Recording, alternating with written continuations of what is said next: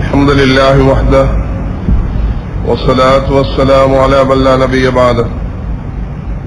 أما بعد فأعوذ بالله من الشيطان الرجيم. بسم الله الرحمن الرحيم. كنتم خير أمة أخرجت للناس تأمرون بالمعروف وتنهون عن المنكر وتؤمنون بالله. وقال أيضا: قل هذه سبيلي أدعو إلى الله على بصيرة أنا ومن اتبعني. وقال تعالى: هو الذي بعث في الأميين رسولا منهم يتلو عليهم آياته ويزكيهم ويعلمهم الكتاب والحكمة. صدق الله مولانا العظيم. قال النبي صلى الله عليه وسلم: إنكم على بينة من ربكم ما لم تظهر فيكم سكرتان: سكرة الجهل وسكرة حب العيش. أنتم تأمرون بالمعروف وتنهون عن المنكر وتجاهدون في سبيل الله، وإذا ظهر فيكم حب الدنيا ولا تأمرون بالمعروف ولا تنهون عن المنكر ولا تجاهدون في سبيل الله القائلون يومئذ بالكتاب والسنة كالسابقين الأولين من المهاجرين والأنصار أو كما قال عليه الصلاة والسلام. அல்லாஹ்வின் நல்லடியார்களே, அன்பு சகோதரர்களே, பெரியார்களே, அல்லாஹ்வை அஞ்சு பயந்து தக்வாவை கடைபிடிக்குமாறு முதலாக எனக்கும் அப்பால் உங்களுக்கும் நசியத்தும் வசியத்தும் செய்து கொள்கிறேன். ஹதரத் ரசூலுல்லாஹி ஸல்லல்லாஹு அலைஹி வஸல்லம் அவர்கள் இறுதி தூதராக நாம் அவர்களுடைய இறுதி உம்மத்தாக வந்திருக்கிறோம். நபியுடைய உம்மத் என்று சொல்லும் பொழுது முஸ்லிம்கள் மாத்திரமல்ல, நபியுடைய உம்மத் என்று சொல்லும் பொழுது யூதர்கள், கிறிஸ்தவர்கள், மஜூசிகள், இந்துக்கள், பௌத்தர்கள் என்று உலகத்தில் வாழக்கூடிய அனைத்து மனிதர்களும் நபியுடைய உம்மத்தில் தான் சேர்கிறார்கள். நாங்கள் அவர்களை ஏற்றுக்கொண்டிருக்கிறோம். இறுதி தூதர் ஸல்லல்லாஹு அலைஹி வஸல்லம் அவர்களை, மற்றவர்கள் அவர்களை ஏற்றுக்கொள்ளாமல் இருக்கிறார்கள். யார் ஏற்றுக்கொண்டிருக்கிறோமோ அவர்களுடைய ஒரு பாரிய பொறுப்பு இருக்கிறது. இதை அறியாத, தெரியாத, சந்தேகத்தில் உள்ள மக்களுக்கு உரிய முறையில் அதை அணுகி முன்வைப்பது, சந்தேகத்தை நிவர்த்தி செய்ய பாடுபடுவது, அதுக்காக தன்னுடைய உடல் பொருள் தியாகங்களை செய்வது, இது உலகில் வாழக்கூடிய முஸ்லிம்கள் என்ற நபியுடைய உம்மத் உடைய கட்டாய கடமைகளில் உண்டு. சூரத்துல் அஸ்ர் மிக சிறிய சூரா. இமாம் ஷாஃபி ரஹ்மத்துல்லாஹி அவர்கள் இந்த சூரா மாத்திரம் இந்த உம்மத்துடைய தெளிவுக்கு போதும் என்று சொல்லியிருக்கிறார்கள். காலத்தின் மீது சத்தியமாக மக்கள் நஷ்டத்தில் ஈமான் கொண்டு நல்லமல் செய்து உண்மையை போதித்து பொறுமையை போதிக்கக்கூடியவர்களை தவிர என்று குர்ஆன் மிக தெளிவாக சொல்லியிருக்கிறது. யாரும் இதிலிருந்து நாளை கியாமத்து நாளையில் அல்லாஹ்விடத்தில் தப்பிக்கொள்ள முடியாது. நாட்டுடைய முஸ்லிம் அரசியல்வாதிகளாக இருக்கலாம், படித்த பட்டதாரிகளாக இருக்கலாம், வியாபாரிகளாக இருக்கலாம், தனவந்தர்களாக இருக்கலாம், politicians, professors, multimillionaires, well-to-do lecturers, intellectuals of the community, all are responsible to carry this duty of the ummah. இந்த பொறுப்பை சுமப்பது குர்ஆன் மிக தெளிவாக சொல்லியிருக்கிறது. நாம் ஏன் சிறந்த உம்மத்? குன்தும் கைர உம்மத்தின் உக்ரிஜத் லின்னாஸ். உங்களை நாங்கள் மக்களுக்காக வெளியாக்கி இருக்கிறோம். உங்களை நாம் இந்துக்களுக்காக, உங்களை நாம் பௌத்தர்களுக்காக, உங்களை நாம் யூதர்களுக்காக, உங்களை நாம் கிறிஸ்தவர்களுக்காக அவர்கள் உங்களுக்கு எதிர்ப்பு தெரிவிப்பார்கள், அவர்கள் உங்களுடன் மிக மோசமாக நடப்பார்கள். ஆனால் உங்களுடைய பொறுப்பு என்ன என்பதை குர்ஆன் இங்கு தெளிவாக முன்வைத்திருக்கிறது. நீங்க சிறந்த உம்மத். ஏன்?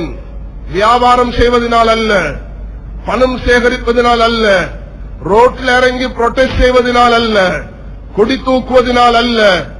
நீங்கள் தஅமுரூன பில் மஅரூஃப் வ தன்ஹவுன அனில் முன்கர், நலவை கொண்டு ஏவுவீர்கள், தீயதை விட்டு தடுப்பீர்கள். உங்களுடைய கடமை ஒன்றிருக்கிறது, உங்களுடைய பொறுப்பு ஒன்றிருக்கிறது. நீங்க வியாபாரம் செய்ய வேண்டும், நீங்க நல்ல படிப்பு பெற்றவர்களாக மாற வேண்டும், நீங்க முஸ்லிம் அரசியல்வாதிகளாக இருக்க வேண்டும், நீங்க நல்ல மனிதர்களாக உலகத்தில் வாழ வேண்டும். ஹலாலாக சம்பாதித்து முஸ்லிம்கள் காபிர்கள் என்ற வித்தியாசம் இல்லாமல், பௌத்தர்கள் இந்துக்கள் என்ற வித்தியாசம் இல்லாமல் மனித நேயத்துக்கு நீங்க செலவழிக்க வேண்டும். இஸ்லாம் உங்களிடத்தில் அதை எதிர்பார்க்கிறது. முஸ்லிம்களுக்கு மாத்திரம் செலவழிக்க வேண்டும் என்று இஸ்லாம் சொல்லவில்லை. இஸ்லாம் ஜகாத்தை முஸ்லிம்களுக்கு கொடுங்கள் என்று சொல்கிறது. ஆனா மனிதர்களுக்கு தேவை வரக்கூடிய நேரத்தில் முஸ்லிம் காபிர் என்றல்ல, அது நாய் மிருகம் என்றல்ல, அது எல்லோருக்கும் செலவழிப்பதை இஸ்லாம் ஆதரிக்கிறது, வலியுறுத்துகிறது. கண்ணியமான சகோதரர்களே, பெரியார்களே, குர்ஆனுடைய திருவசனங்கள் மிக தெளிவாக முஸ்லிம் உம்மத்துடைய பொறுப்பை முன்வைத்திருக்கிறது. நான் ஓதிய குர்ஆனுடைய திருவசனங்களில் ரசூல் ஸல்லல்லாஹு அலைஹி வஸல்லம் அவர்கள் ஏன் அனுப்பப்பட்டார்கள், அவர்களுடைய பொறுப்பு என்ன, அவர்கள் எப்படி சஹாபாக்களை தயாரித்தார்கள், சஹாபாக்களில் ஆண் பெண் வித்தியாசம் இல்லாமல், சிறியவர்கள் பெரியவர் வித்தியாசம் இல்லாமல், அரசியல் தலைவர்கள் ஆட்சியாளர்கள் வித்தியாசம் இல்லாமல், படித்தவர்கள் பாமரர்கள் என்ற வித்தியாசம் இல்லாமல், தனவந்தர்கள் ஏழை என்ற வித்தியாசம் இல்லாமல், சிறியவர்கள் பெரியவர்கள் என்ற வித்தியாசம் இல்லாமல், தாழ்ந்த மக்கள் உயர்ந்த மக்கள் என்ற வித்தியாசம் இல்லாமல் எல்லோருக்கும் நபி அவர்கள் கொடுத்த தூது இதுதான்.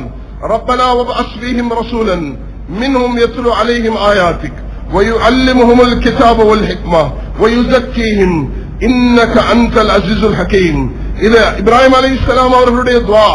அவர்கள் கேட்ட துஆவை சூரத்துல் பக்ரா மிக தெளிவாக முன்வைத்திருக்கிறது. இப்படி ஒரு ரசூலை நீ அனுப்ப வேண்டும், அவர்கள் உன்னுடைய குர்ஆனின் பக்கம் அழைக்க வேண்டும், அவர்கள் மக்களுக்கு குர்ஆனை ஹிக்மத்தை குர்ஆனையும் ஹதீஸையும் கற்றுக் கொடுக்க வேண்டும், அவர்கள் உள்ளத்தை தூய்மைப்படுத்த வேண்டும் என்று சூரத்துல் பக்ராவில் சொன்ன அல்லாஹ் இதே வசனத்தை அல்லாஹ் சூரத்துல் ஆல் இம்ரானுடைய 124வது திருவசனத்தில் لقد من الله على المؤمنين إذ بعث فيهم رسولا من أنفسهم அல்லாஹ் சொல்கிறான், அவர்கள் கேட்ட துஆவை நான் கபூல் செய்து விட்டேன். அல்லாஹ் மூமின்களுக்கு இப்படி ஒரு ரசூலை அனுப்பியிருக்கிறான். அவர் யத்லு அலைஹிம் ஆயாத்தி, அல்லாஹ்வுடைய குர்ஆனை ஓதி காண்பிக்கிறார். அவர் அழகான முறையில் ஓதுகிறார். ولا تجادلوا أهل الكتاب إلا بالتي أحسن. யூதர்களோட பேசுறதாக இருந்தாலும் அந்த காலத்திலேயும் யூதர்கள் வாழ்ந்தார்கள். அவர்களுடன் நபி அவர்கள் பேசும் பொழுது நல்ல முறையில் உரையாடினார்கள். கிறிஸ்தவர்களுடன் பேசினார்கள், பௌத்தர்களுடன் பேசினார்கள், இந்துக்களுடன் பேசினார்கள், உலகத்தில் வாழும் அனைத்து மதங்களுடன் பேசினார்கள், பெரும் அரசர்களுடன் பேசினார்கள், ரோம் பாரசீகத்துடன் பேசினார்கள், அன்றைய பெரும் சூப்பர் பவர்களுடன் நபி அவர்கள் பேசினார்கள். அவர்கள் பேசிய வார்த்தை அல்லாஹுடைய தனிப்பெரும் அருள், உங்களை அல்லாஹ் மிருதுவான உள்ளம் உள்ளவர்களாக ஆக்கியிருக்கிறான். நீங்கள் ஒரு நாளும் அபசவத்தவல்லா அஞ்சா ஆமா குருடர் வந்த நேரம் நீங்கள் உங்களுடைய முகத்தை சுருக்கிக் கொள்ள முடியாது. அல்லாஹ் எச்சரிக்கை செய்கிறான். காலை மாலை இந்த உங்களை நாடு நிற்கும் இந்த ஏழைகளை ஒரு நாளும் நீங்கள் விரட்டிவிட முடியாது. இவர்களுடன் சேர்ந்துதான் இருக்க வேண்டும்.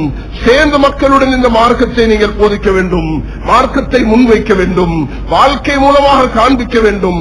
நடப்பது எப்படி, பேசுவது எப்படி, ஏசும் பொழுது அதுக்கு பதில் கொடுப்பது எப்படி, எதிரிகளுக்கு நீங்கள் பதில் கொடுப்பது, விரோதிகளுக்கு நீங்கள் முகம் கொடுப்பது எப்படி, கோபமாக நடக்கூடியவர்களுடன் நடந்து கொள்வது எப்படி, தாழ்ந்த மக்களுடன் நடந்து கொள்வது எப்படி, கண்ணியமான மக்களோடு நடந்து கொள்வது எப்படி, ஆட்சியாளர்களுடன் எப்படி நடந்து கொள்ள வேண்டும், பெண்களோடு எப்படி நடந்து கொள்ள வேண்டும், வாலிபர்களோடு எப்படி நடந்து கொள்ள வேண்டும், ஒரு சமூகத்தை எப்படி கட்டி எழுப்ப வேண்டும், குர்ஆன் ரசூல் ஸல்லல்லாஹு அலைஹி வஸல்லம் அவர்களுக்கு வழிகாட்டியிருக்கிறது.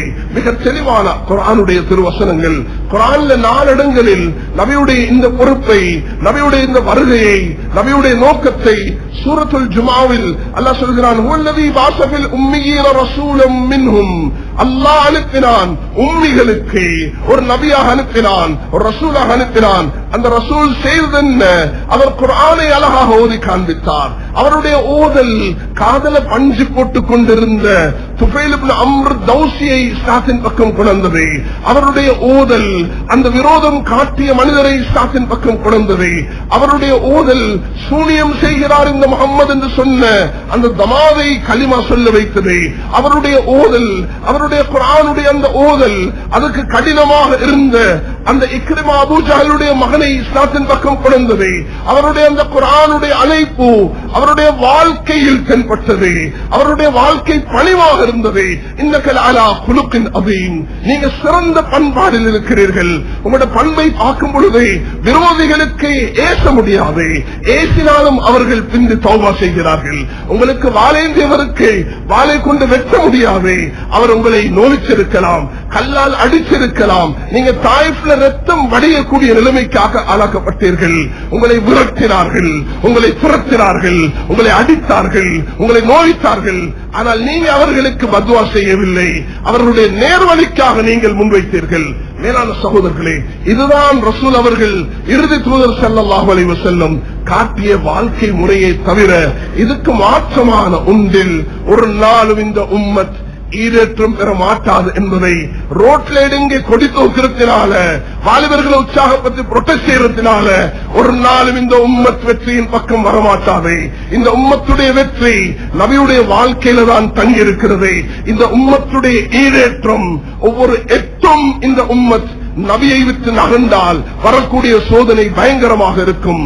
இஸ்ரேலுக்காக இஸ்ரேல் செய்தது அநியாயம் என்பதை போன மாசத்துடைய குத்பாவில் மிக தெளிவாக முன்வைத்தோம். அவர்கள் அதற்குரிய கூலியை அவர்கள் அனுபவித்துதான் தீர்வார்கள் என்பதில் மாற்று கருத்தே கிடையாது. மனித நேயத்தையும் மதிக்காதவர்களுக்கு அல்லாஹ் கண்காணித்துக் கொண்டிருக்கிறான். ஆனால் நாங்கள் என்ன செய்ய வேண்டும், நாம் எப்படி நடக்க வேண்டும், இதுதான் எங்களுக்கு மிக முக்கியமான விஷயம். மேலான சகோதரர்களே, நாம் எந்த ஒரு உலகத்துடைய நாட்டையும் பின்பற்றக்கூடியவர்கள் அல்ல. அது முஸ்லிம் நாடுகளாக இருக்கலாம், அது காபிர் நாடுகளாக இருக்கலாம், முஸ்லிம் அல்லாத நாடுகளாக இருக்கலாம். எனக்கு முஸ்லிம்கள் உலகத்தில் எங்கு வாழ்ந்தாலும், அவர் சவுதியை வாழக்கூடியவராக இருக்கலாம், அவர் சிரியாவை வாழக்கூடியவராக இருக்கலாம், அவர் கசாவை வாழக்கூடியவர் இருக்கலாம், அவர் இலங்கை வாழக்கூடியவர் இருக்கலாம், அவர் இந்தியா வாழக்கூடியவர் இருக்கலாம், அவர் மால்டீவ்ஸை வாழக்கூடிய இருக்கலாம். எந்த சிட்டிசனாக இருந்தாலும் அவருக்கு முன்மாதிரி குர்ஆனும் ஹதீஸும், அவருக்கு முன்மாதிரி சஹாபாக்களுடைய வாழ்க்கை, அவருக்கு முன்மாதிரி அந்த முன்னோர்களுடைய வழிகாட்டலை தவிர இந்த காலத்துடைய அரசியல் அல்ல, இந்த காலத்துடைய துனியாவுடைய லாபம் அல்ல, இந்த காலத்துடைய அணுகுமுறை அல்ல என்பதை ஒவ்வொரு வாலிபரையும் அழைக்கிறேன். உலகத்தில் வாழக்கூடிய அனைத்து அரசியல்வாதிகளையும் அழைக்கிறேன். உலகத்தில் வாழக்கூடிய அனைத்து தனவந்தர்களையும் அழைக்கிறேன். உலகத்தில் வாழக்கூடிய அனைத்து உலமாக்களையும் அழைக்கிறேன். ஓதுங்கள் இந்த குர்ஆனுடைய திருவசனத்தை, ஓதுங்கள் சூரத்துல் பக்ரா, ஓதுங்கள் சூரத் ஆல இம்ரான், ஓதுங்கள் சூரத்துல் ஜுமா, ஓதுங்கள் சூரத்துல் அஸ்ர், ஓதுங்கள் சூரா யூசுப்.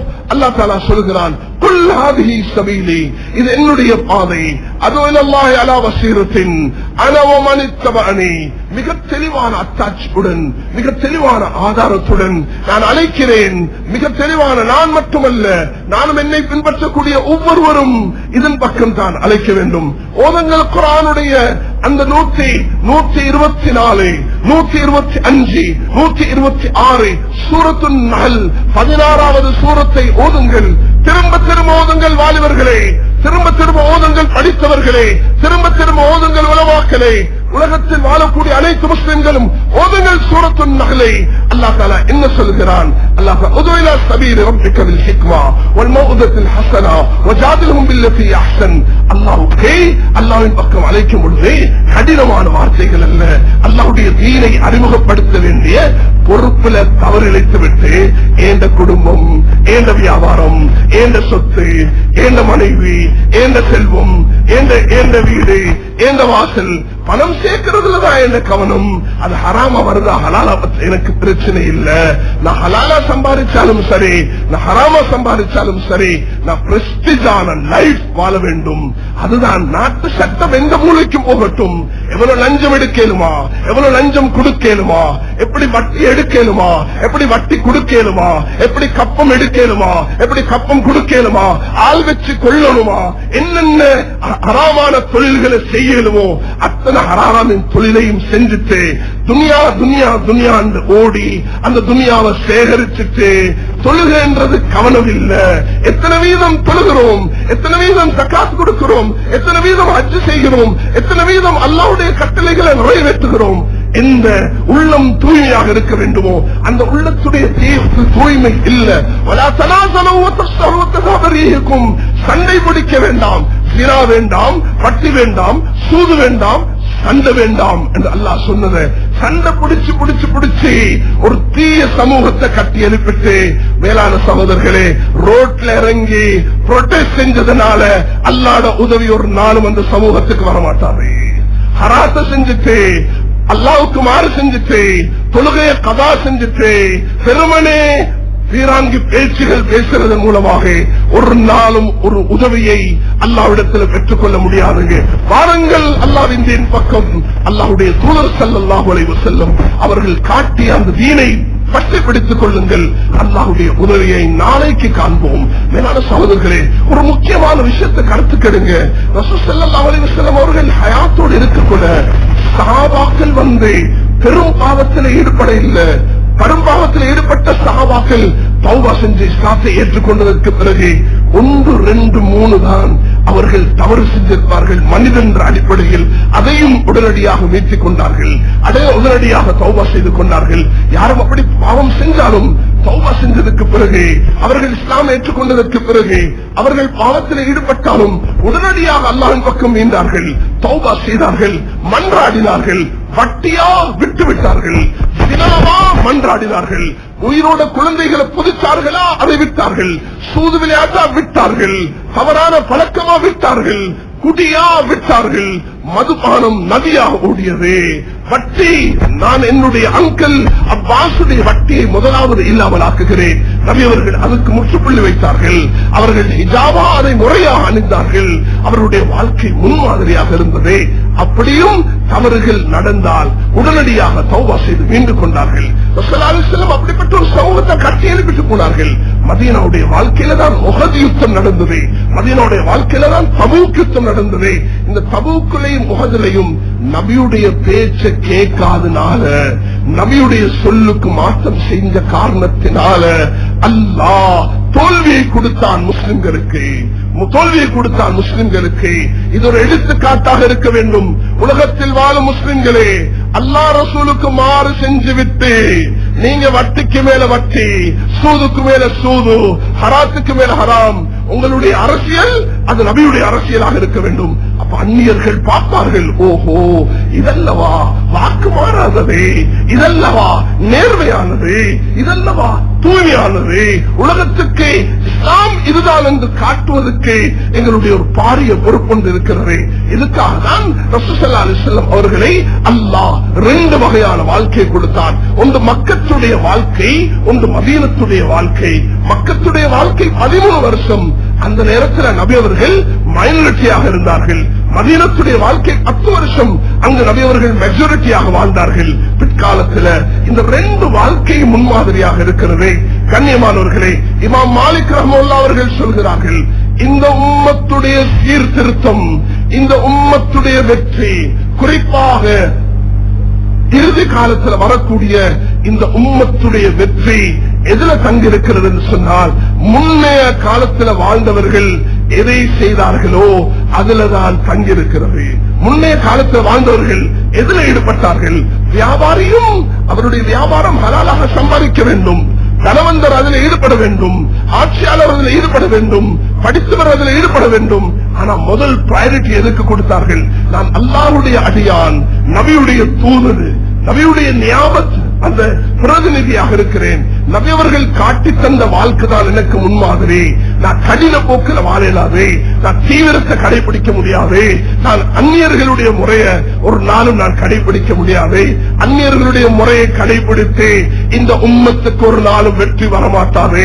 அந்நியர்களுடைய முறை அல்ல, கஷ்டத்திலையும் நஷ்டத்திலையும் நபியுடைய முறைதான் பின்பற்றுவோம். நபி அவர்கள் ரோட்ல இறங்கி புரொட்டஸ்ட் பண்ணி கொண்டு கொடியை தூக்கி கொண்டு இதெல்லாம் பொய் அரசியல், இதெல்லாம் நபியுடைய முறை அல்ல, இது குர்ஆன் காட்டிய முறை அல்ல.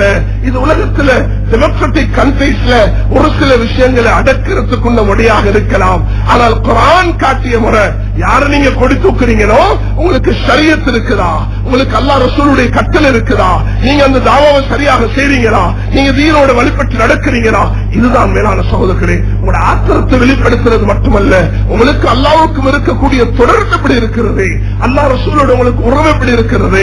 அநியாயக்கார அரசர்கள் உலகத்தில் அநியாயம் செஞ்சிருக்கிறார்கள். ஃபிரௌனும் அநியாயம் செய்தான், நல்ல நிலை வச்சுக்கோங்க.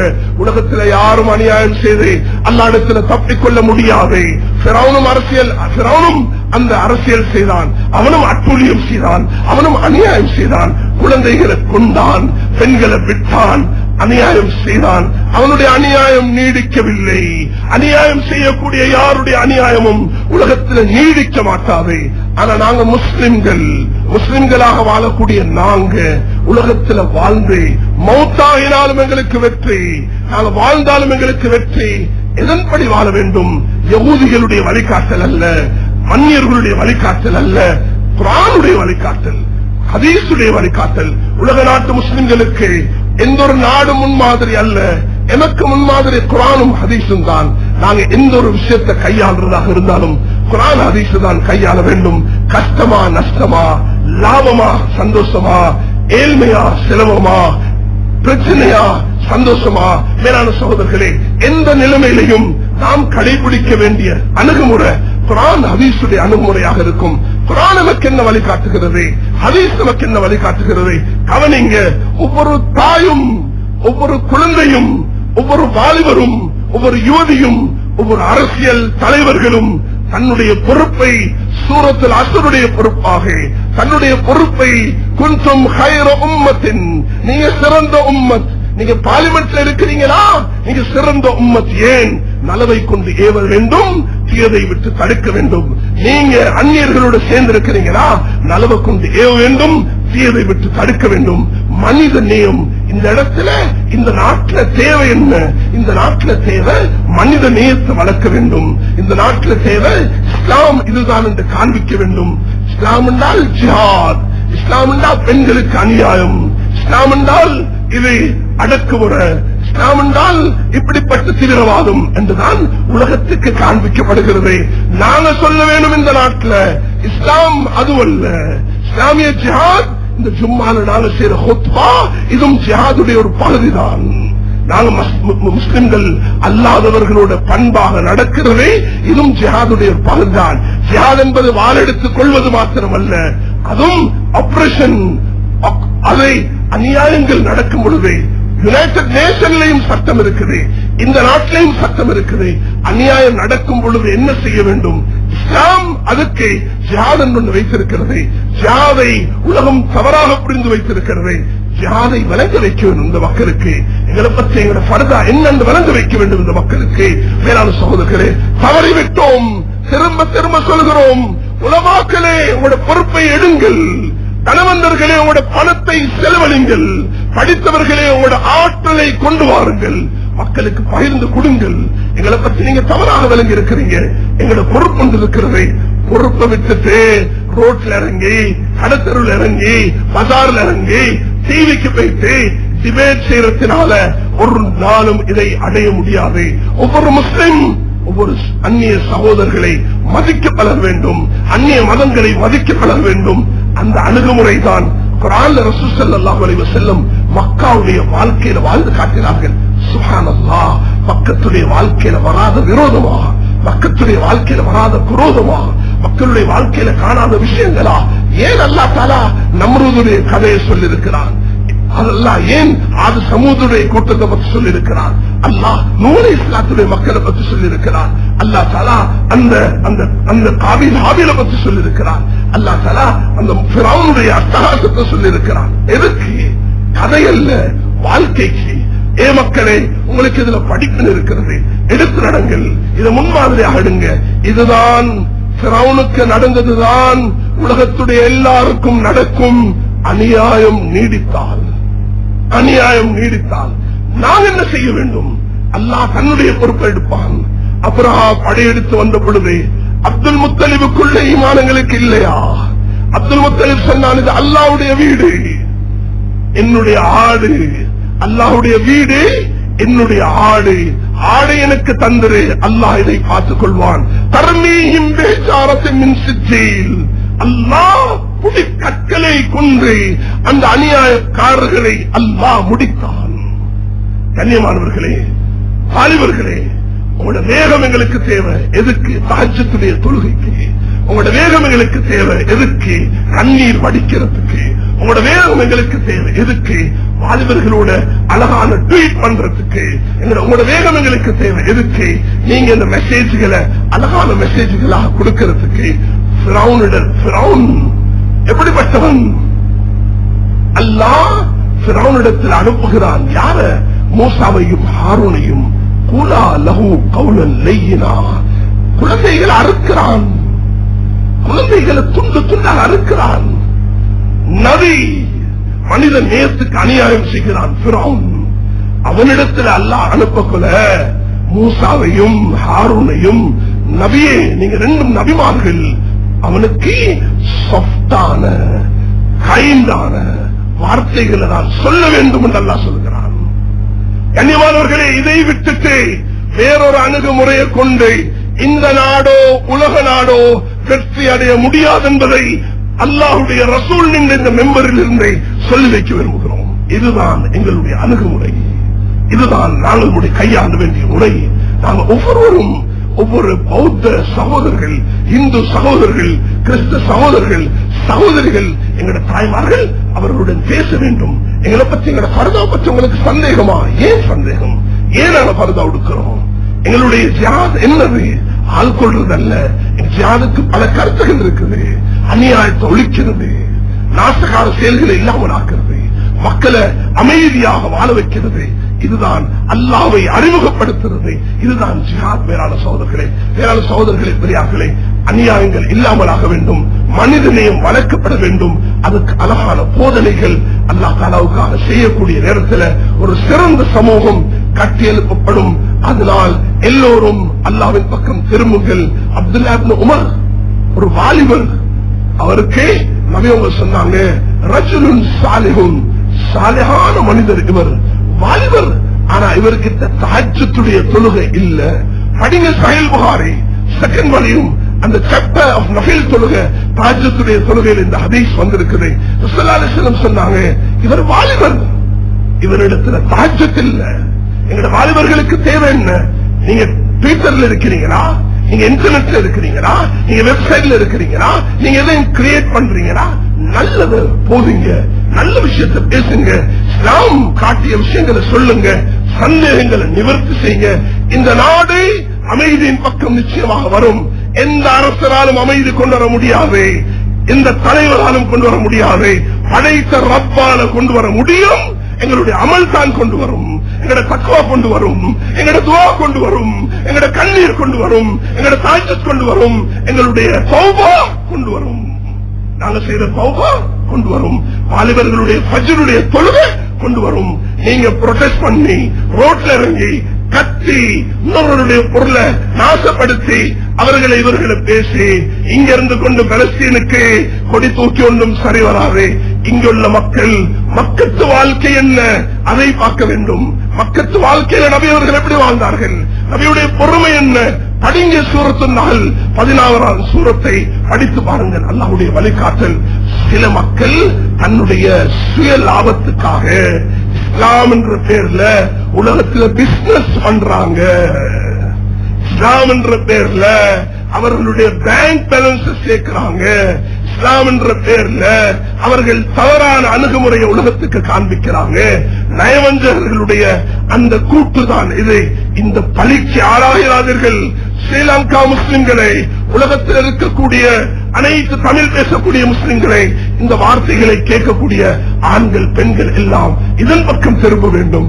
சிலது ஃபத்வா இருக்குது, புரொட்டஸ்ட் செய்யறது கூடுமா என்று கேட்டா ஃபத்வா, அதுக்கு இந்த கண்டிஷனோட செய்யலாம் என்று புரொட்டஸ்ட். ஆனா புரொட்டஸ்ட் அல்ல விஷயம். விஷயம் என்ன தெரியுமா? அல்லாஹ்வுக்கு நீங்க காட்டக்கூடிய தக்வா, அல்லாஹ்க்கு நீங்க காட்டக்கூடிய தௌபா, அல்லாஹ்க்கு நீங்க காட்டக்கூடிய ஈமான், அல்லாஹ்க்கு நீங்க காட்டக்கூடிய யகீன். ரமதான் முடிஞ்சிச்சு, ஹஜ்ஜுடைய மாசத்தில் இருக்கிறோம். ஹஜ்ஜ பிராக்டிக்கலாக ரசூலுல்லாஹி அலைஹி வஸல்லம் மினாவுடைய மைதானத்தில் 23 வருஷமாக ரசூலுல்லாஹி அலைஹி வஸல்லம் இதை தான் செய்து காண்பித்தார்கள். மினா என்ன? உலகமெல்லாம் மக்கள் வாரார்கள். இதோடு நான் முடிக்கிறேன், கவனமாக கேளுங்க. நபி அவர்கள் சொன்னார்கள், பல்லிகு அன்னி வலவ் ஆயா, ஒரு ஆயத்து, ஒரு ஹதீஸ், ஒரு தகவல் என்னிடத்துல கிடைச்சா அதை எத்தினீங்க 1,00,000 சொச்ச மக்களுக்கு. நபி அவங்க கொடுத்த நசீஹத் இதுதான். கேட்டது என்ன தெரியுமா? அந்த மக்கள் கிட்ட நபி அவங்க கேட்டது என்ன தெரியுமா? நான் இந்த பொறுப்பை, நான் இந்த அமானிதத்தை உங்களுக்கு நிறைவேற்றினா, எனக்கு விரோதம் காட்டி அபூ ஜஹல் உன் வீட்டு வாசல்ல வந்து நீ எனக்கு அடிக்க உனக்கு நான் இந்த அல்லாஹ்வை அறிமுகப்படுத்தினா இல்லையா? உத்பா, ஷேபா, ஒவ்வொரு சஹாபியும் இரத்தத்தால வடியும் பொழுது அல்லாஹ்வுடைய தீனை பணிவுடன் அறிமுகப்படுத்தினா இல்லையா? அதுதான் எங்களுடைய கடமை. சஹாபாக்கள் எல்லாரும் சொன்னார்கள், அத்தைத்தல் அமானா நஸஹத்தல் உம்மா. நபியே, நீங்க உங்க அமானிதத்தை நிறைவேற்றுங்க. வாங்க இந்த நாட்டுடைய அரசியல்வாதிகளே, ஏழுங்க உங்களோட பார்லிமெண்ட்ல சொல்லுங்க, இந்த சந்தேகத்தை நிவர்த்தி செய்யுங்க. இல்லன்னா நீங்க அல்லாஹ்வுக்கு பதில் சொல்லிதான் ஆக வேண்டும். வாங்க உலமாக்களே, உங்களுக்கு சிங்களமா தமிழா ஆற்றலா வாங்க, எதுக்கு வர வேண்டுமோ வந்து பேசுங்க, இவர்களோடு பேசுங்க, இவர்களுக்கு இந்த பிரச்சனையை தீர்த்து வைங்க, இவர்களுக்கு பேசுங்க, இந்த தெளிவை கொடுங்க. வியாபாரிகளே, வியாபாரம் செய்றீங்களா பெட்டால, வியாபாரம் செய்றீங்களா போர்ட்ல, வியாபாரம் செய்றீங்களா பஜார்கள்ல, உங்களுக்கு தொடர்பு இருக்கிறதா? கொஞ்ச நேரம் கொடுங்க, எங்களை பற்றி உள்ள சந்தேகத்தை நிவர்த்தி செய்யுங்க. வாலிபர்களா, யூனிவர்சிட்டி ஸ்டூடெண்ட்ஸ், ப்ரொஃபசர்ஸ், வாங்க முன்னுக்கு இந்த கடமையை நிறைவேற்றுங்க. இன்டலெக்சுவல்ஸ் ஒன்று சேருங்க. பாமரர்கள், நீங்க ஆட்டோ ஓட்டுறீங்களா? உங்களையும் பொறுப்பு இருக்குது.